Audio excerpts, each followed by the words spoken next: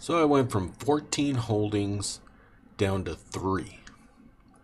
Now, why would I do that? Well, in my opinion, when you have these over diversified pies inside M1 Finance, and you're not throwing like real money at it, you know, you might as well just buy an ETF. You get your diversification and you just dollar cost average in. But if you're trying to build a significant position in companies, I think you just need to find the best ones that you want to be in long term and go at it. So what I've done is I've reduced my holdings from 14 to 3. I picked the 2 stocks out of my existing pie that I was most bullish on. And then I also got an ETF that has a lot of good stocks in it, a lot of dividend growth stocks in it. The reason for that is I want to have significant, like we'll look at it, I want to have, a good chunk of money in 3M. I think long term it's a great investment. I want to have a significant amount of money in Bristol Myers. So I think with their merger with Celgene, they're going to be a humongous company. They already are, and these both pay 3M and Bristol Myers are in the 3.5% dividend range with growing dividends. And if I'd like to get these up to at least $1,000 a piece.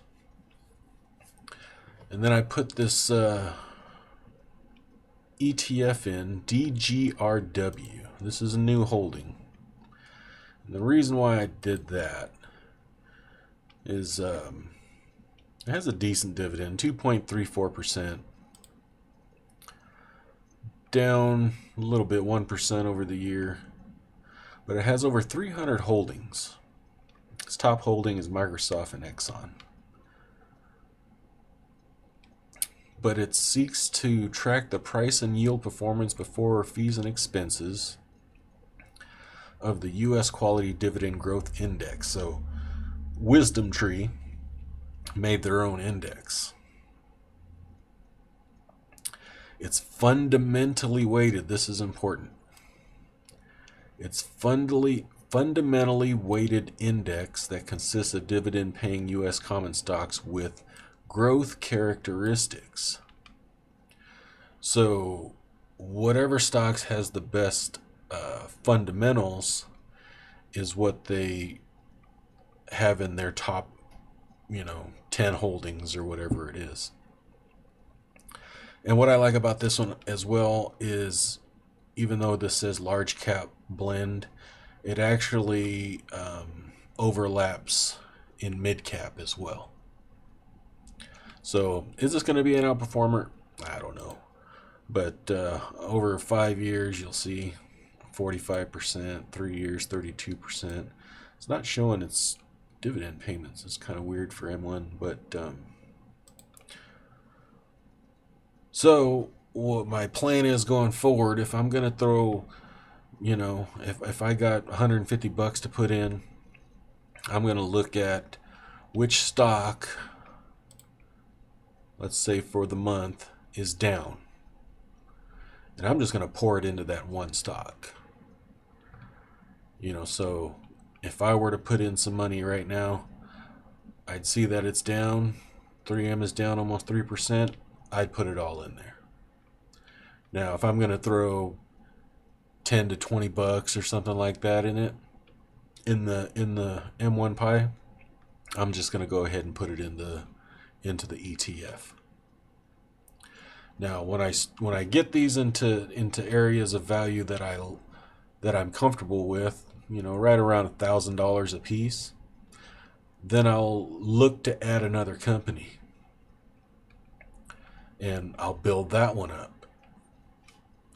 So, you know, that's my plan. Hopefully, I'll stick to it. That's the problem with M1. You can easily just adjust things on the fly and do different things. But me personally, I didn't want to put in $20, and with 14, you know, holdings, you're buying a dollar of this and a dollar of that. You know, you might as well just buy a ETF with a whole bunch of holdings in it and be diversified and do it that way. That's how I see it. So that's it. This is going to be a boring portfolio for a little while. I will have, you got to stay tuned and subscribe, because at the end of the year, if I build up enough cash in here, I'm going to do something a little experimental, and I'll be glad to share that with you. So, if you like, please share, subscribe, give me a thumbs up, comment down below what you think of what I'm doing. If you think I'm just an idiot, or you think I'm I'm a genius. I'm not. But anyway, thank you. Have a good day. Bye-bye.